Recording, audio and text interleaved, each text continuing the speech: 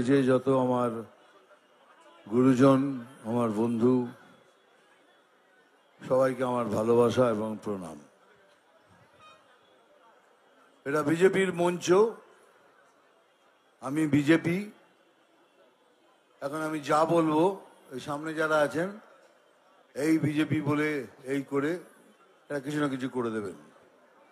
কিন্তু আপনাদের আমি রিকোয়েস্ট করছি, আমি যা বলবো সেটা তার মানে এই নয় কি আমরা রাজনৈতিক ছাপ দিতে চাই সেই আন্দোলনকে, মোটেই নয়। আমাদের সবকিছু খুব ক্লিয়ার। আমরা দুটো কারণের জন্য এই মঞ্চ রেখেছি। একটা, অন্য সব পলিটিক্যাল পার্টির মতো তারা নিজের মতো করে প্রতিবাদ করেছে, আমরাও আমার মতো করে করেছি। আর সেকেন্ড, আমরা এখানে বসেছি একটাই কারণে, চোখ খুলে বসে আছি। জানি এই সরকার যেভাবেই হোক ওদের এই আন্দোলনকে ভণ্ড করে দেওয়ার চেষ্টা করবে। তারা তাদের এই স্টুডেন্টদের বদনাম করার চেষ্টা করবে, কোনোভাবে ম্যানিপুলেট করবে, কিছু না কিছু করে এই পুরো জিনিসটাকে ওরা ভণ্ডুল করে দিতে চায়। সেই জন্য আমরা দু চোখ খুলে বসে আছি। আর যখন সেটা হবে তখন অ্যাকচুয়ালি বিজেপির অ্যাকচুয়াল রূপ দেখতে পাবেন। এখন যারা আমরা বসে আছি তখন আমাদের অ্যাকচুয়াল রূপ দেখতে পাবেন, কি আমরা মাঠে নামবো। কিন্তু এবার আমি একটা কথা বলছি, খুব ভালো করে শুনবেন। আমি খুব কম কথা বলি রাজনৈতিক, কিন্তু এবার আমি বলছি, কেন এটা এনাফ ইজ এনাফ। আমি বলছি কে আবার নবান্ন অভিযান হবে।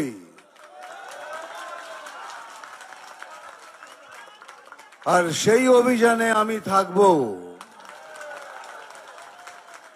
কিন্তু এই অভিযান, আমি খুব জোর করে বলছি, ওটা নিশ্চয়ই নবান্নতে পৌঁছবে। কিন্তু এই অভিযান ওই ব্রিজের কাছে গিয়ে থেমে যাবে না। এই অভিযান ওই নবান্নর 14 তলায় গিয়েই থামবে।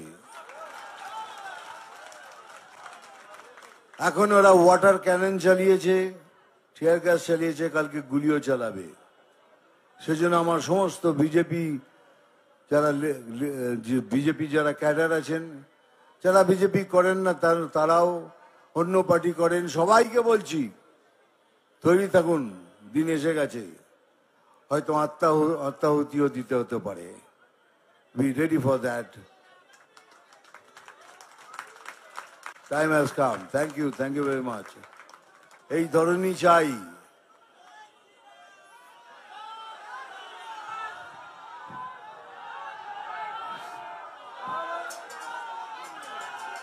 জয় শ্রীরাম।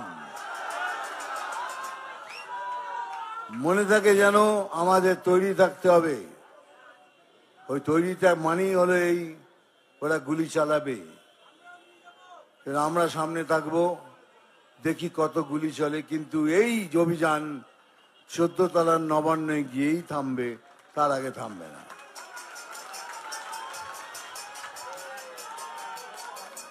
দেখুন, এমন একটা অবস্থা হয়েছে আমার, আমি বাংলাকে ভালোবাসি, বাংলাতে আসি, বোম্বেতে থাকি, উটিতে থাকি, ব্যাঙ্গালোরে থাকি, সমস্ত জায়গায় ঘুরে বেড়াই।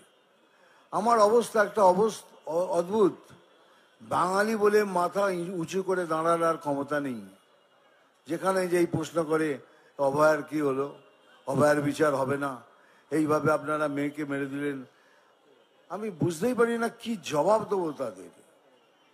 এইরকম অবস্থায় আবার যেসব কথাবার্তা শুনি, আরো দুঃখ হয়। তবে একটা কথা বলে রাখি, উৎসবের আমি এগেনস্টে নই, আমি উৎসবের বিপক্ষে নেই। কিন্তু উৎসব প্রত্যেক বছরই হবে, দুর্গা মা প্রত্যেক বছরে আসবে, কিন্তু অভয়া আর দুবার আসবে না। অভয়া তার মায়ের কোল, বাবার কোল ছেড়ে দিয়ে চলে গেছে, কিন্তু যায়নি। আমরা ওকে যেতে দেব না, আমরা বাঁচিয়ে রাখবো। আমাদের ভালোবাসা দিয়ে অভয়াকে বাঁচিয়ে রাখবো। আর সেই জন্যই বলছি, যারা এই উৎসব করছেন তাদেরকেও বলছি, মনে রাখবেন সব থেকে আগে থাকবে অভয়া। তাকে সম্পূর্ণ ইজ্জত দিয়ে, রেসপেক্ট দিয়ে তারপরেই এই উৎসব শুরু করবেন। আর যদি না করেন তাহলে বুঝবো আপনারা অভয়াকে ভালোবাসেননি, আপনারা অভয়াকে চান না।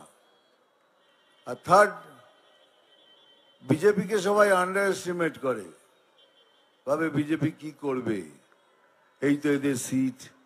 আমরা কিন্তু ভালো করে দেখবেন না, আমরা কোথাও হারিনি এখন, আমরা কিন্তু ধীরে ধীরে ধীরে ধীরে ধীরে ধীরে জিতে আসছি।